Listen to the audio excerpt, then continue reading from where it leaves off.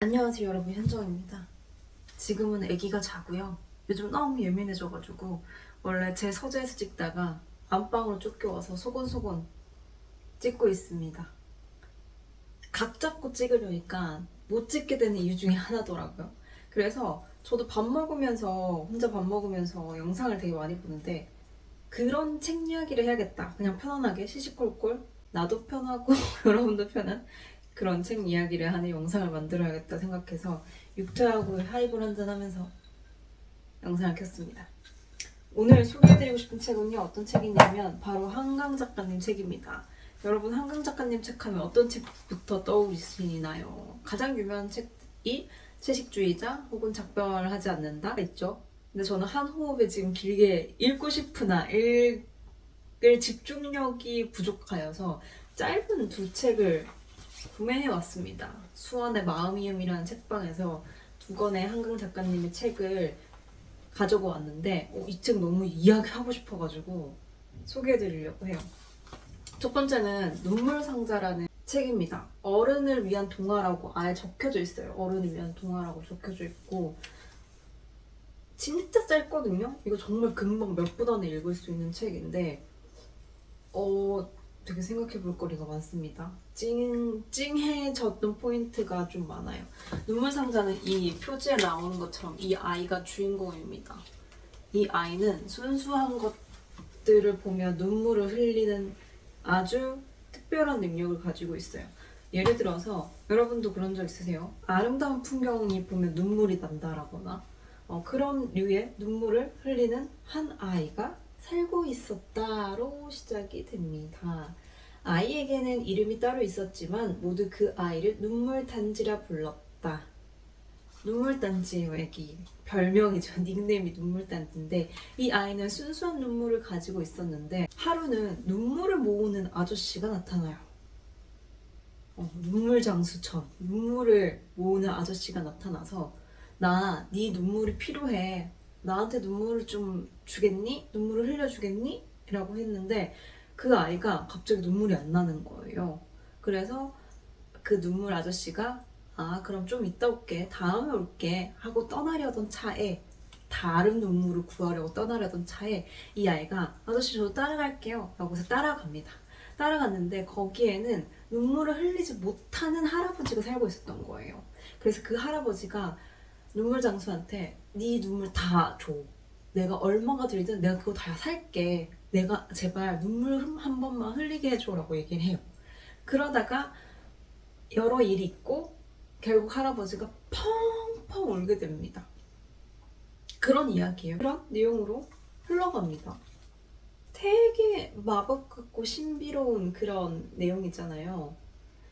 여기서 되게 인상 깊었던 부분이 그렇게 눈물을 펑펑 흘린 할아버지에게 눈물 장수가 이제 그토록 많은 눈물을 흘렸으니 덕분에 그림자 눈물샘이 녹았을지도 모르겠습니다 라는 말을 합니다. 그림자 눈물샘이요? 아이의 눈이 동그래져서 물어봅니다. 그래서 그림자 눈물이 뭘까 설명을 해주는데요. 그림자도 눈물을 흘린단다. 어떤 사람은 눈으로 흘리는 눈물보다 그림자가 흘리는 눈물이 더 많단다. 울면 안 돼 라는 말을 주위에서 또는 자신에게서 많이 듣고 자란 사람들이지. 또 우리가 눈시울이 찡해지거나 눈앞이 뿌얘지기만 하고 눈물이 흐르지 않을 때가 있지. 그땐 그림자 눈물만 흐르고 있는 거란다. 그림자 눈물이라고 표현하다니. 눈물을 참는 경우가 많잖아요. 어른이 되면 어른이 될수록. 그럴 때 내가 울고 있지는 않아도 내 그림자 눈물은 울고 있다라는 거죠. 이 할아버지가 많이 울지 못했던 이유는 속으로 계속 삭혔거나 스스로 울지 말라고 자신에게 이야기하거나 아니면 타인에게서 많이 듣는, 그러니까 속으로 계속 삭힌 사람들이라는 것 같았어요. 그런 분들 많으시거든요. 속으로 정말 삭혀서 이 세상의 모든 것들이 되게 무감각하고 재미없고 무감정 속에 사는 것 같지만 그 내면 깊이에는 굉장히 묵직한 슬픔이 있는 사람들. 그러니까 그 할아버지가 결국 펑펑 눈물 흘리게 하고 이 뒤에 아이가 또 어떻게 된다는 그런 이야기인데 이거 읽어보시면 재미있을 것 같아요. 짧은 이야기거든요. 그 다음에 읽은 책이 회복하는 인간인데요. 이 책도 굉장히 짧아요. 그래서 제가 사오자마자 이 책을 후루룩 다 읽어버렸거든요. 이 회복하는 인간은요, 한 여성의 이야기로 시작이 됩니다. 당신은 직경 1cm 남짓한 구멍들을 보고 있다. 당신의 부어오른 양쪽 복숭아뼈 아래 정강이에서부터 내려온 인대가 발등으로 막 꺾어지는 자리에 그 구멍들은 뚫려 있다. 왼쪽의 구멍 안으로 보이는 회백색 물질을 가리키며 의사가 말한다. 왜 화상을 입자마자 바로 처치를 안 한 거죠? 오른쪽은 괜찮은데 여기 왼쪽 피부 조직은 좀 심각합니다. 이렇게 시작합니다. 한 여성이 다리가 다쳤는데 화상을 입었어요. 그 화상을 치료하러 병원에 가면서 의사가 하는 말로 시작을 하는데요.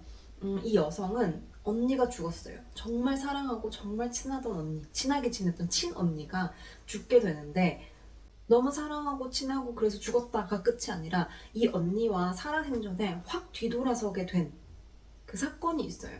그 사건이 있는데 동생은 최선을 다해서 다시 언니와 관계를 회복하려고 노력하지만 이 언니는 굳게 마음을 닫아버리거든요. 그러다가 언니가 이제 세상을 떠나게 됩니다. 상처가 가득했던 그 동생이 이 다리에 있는 화상을 치료해 나가는 이야기처럼 보이지만 그 내면에 스스로 자신의 마음을 회복해 나가는 과정이 쭉 있는데요. 되게 특이했던 건 이렇게 해서 괜찮아집니다. 혹은 이 여성이 조금 나아졌다. 이 여성이 조금 마음이 홀가분해졌다. 이런 내용이 하나도 없어요. 계속 아파요. 여기에서는 진짜 그 여성이 계속 마음이 아프거든요. 자전거를 타고 가다가 넘어져가지고 이깟 아픔 따위야 라고 하면서 벌레통 누워있는 그런 장면도 나와요. 그런데 내용에서 재미있었던 건 이 화상 입은 상처는 계속 좀 나아져 가고 있긴 하거든요. 과연 외적으로 생긴 이 상처는 나아지지만 이 여성의 마음은 과연 나아지는 걸까 안 나아지는 걸까 애매해요. 근데 왜 제목을 회복하는 인간일까라는 생각까지 저는 했었거든요. 근데 이 눈물 상자랑 좀 연결시켜서 제가 봤던 게요. 그림자 이야기를 했잖아요. 그림자는 울고 있다고. 이 그림자가 울고 있다라는 걸 좀 인식하고 봐서 그런지 이 여성이 눈물을 펑펑 쏟지 못해도 그림자는 계속 울고 있겠다. 속으로 대고 삭히고 있나? 왜 그렇게 아픔을 아프다라고 외치지 않지? 조금만 외쳤으면 좋겠는데 이분도 펑펑 못 우는 이 할아버지처럼 되면 어떡하지? 그런데 회복이라는 게 그렇게 빠른 것이냐? 라고 했을 때는 절대 그렇진 않겠다. 우리 인간들이 그렇잖아요. 하나의 큰 생채기, 하나의 큰 트라우마가 생겨버리면 그게 조금 시간이 지났다고 해가지고 바로 깨끗해지는 건 아니잖아요. 시간이 지나면서 고통의 강도가 100이라면 10 정도 옅어지기는 하죠. 그죠, 여러분? 그리고 고통 강도가 생각이 안 나기도 하잖아요. 팩트만 기억이 나기도 하고 그때 그런 일이 있어서 참 힘들었지 정도까지만 남기도 하는데 그게 상처가 괜찮았다, 회복되었다기보다는 어느 순간 비슷한 상황 혹은 내가 트리거처럼 뭔가 팡 당겨지는 게 있다면 나의 그 숨겨놨던 혹은 깊숙이 박혀있던 아픔들이 다시 50으로 올라가기도 하고 다시 원래 100으로 올라가기도 하고 더 넘어서 150까지 내 상처가 팍 터져버리는 때도 있잖아요. 그렇다면 그것을 회복되었다고 할 수 있을 것인가? 라는 의문을 또 가질 수가 있겠죠. 근데 저는 건드렸는데 터졌다라는 게 중요한 것보다는 어쨌든 그 상처가 평생 없어지진 않을 거거든요. 그런데 누군가가 건드려서 내가 터졌어요. 100으로 터지든 150으로 터졌어요. 그러면 다시 내가 0으로 돌아올 수 있는 힘을 기르는 게 회복이지 않을까라는 생각을 해요. 아예 상처를 없애는 것보다 내가 비슷한 상황에서 다시 그 상처가 덫이 나더라도 괜찮아 하고 스스로 아물게 할 수 있는 힘, 그게 회복이지 않을까? 라는 생각을 개인적으로 갖고 있어서 이 책을 보면서도 정말 회복하는 내용이 아닌 것 같은데도 제목이 회복하는 인간이라면 제 생각에는 정말 많은 시간들이 지나고 오랜 사건들이 쌓여서 그렇게 상처를 아는 사람으로 살아가는 것이지 않을까 라는 생각까지 해봤습니다. 그러니까 이 두 책을 읽으면서요, 제가 한강 작가님 책을 이 두 책밖에 안 읽어봤는데 아, 작가님 되게 어두운 면, 인간의 어두운 면을 잘 캐치하는 사람이구나라는 생각을 조금 했는데요.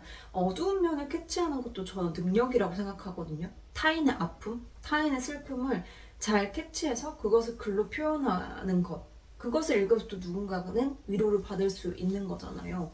그래서 다른 작품들도 되게 궁금해졌어요. 왜 우리 막 떠다니는 이야기들 보면 채식주의자도 너무 잔인해서 못 읽겠다 뭐 이런 후기가 많잖아요. 그런 것 또한 작가님이 그 어두운 면을 집착적으로 잘 파고들어서 꺼내서 글로 탄생시킬 수 있는 능력을 가지시면 되게 대단한 분이다 라는 생각이 조금 들더라고요. 저는 되게 저라는 사람이 우울이 베이스인 사람이라고 생각을 하거든요. 그 위에 되게 많은 것들이 쌓여 있는데 우울이 베이스다라고 해가지고 이렇게 죽을 듯이 살진 않아요.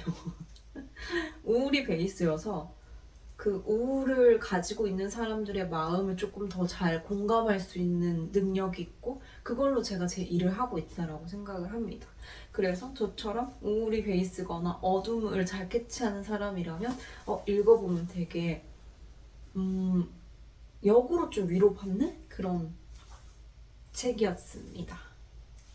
그래서 저도 이제 채식주의자를 읽어보려고 대기를 하고 있어요. 요즘엔 예쁜 책이던데요. 저희 남편이 진짜 오래전에 구매를 해줬더라고요. 읽지 않았어요. 결국 또 제가 읽겠지만요. 이 책이 언제적 책이지? 왠지 2016년도인 것 같아요. 2016년도에 이 표지를 가지고 있는 책입니다. 그래서 이 책도 읽어보려고 합니다. 여러분은 한강 작가님 책 어떤 책을 읽으셨나요? 궁금하네요. 그리고 여러분들은 어떤 상처로부터 회복되어 가려고 노력하고 있는지도 궁금합니다. 간간히 이렇게 수다를 많이 떨자고요. 저도 노력해 보겠습니다. 혹시 이 책도 읽어보세요라고 하는 것들이 있으면 댓글로 달아주세요. 저도 열심히 한번 읽어보겠습니다. 그럼 또 다음 책으로 올게요. 안녕.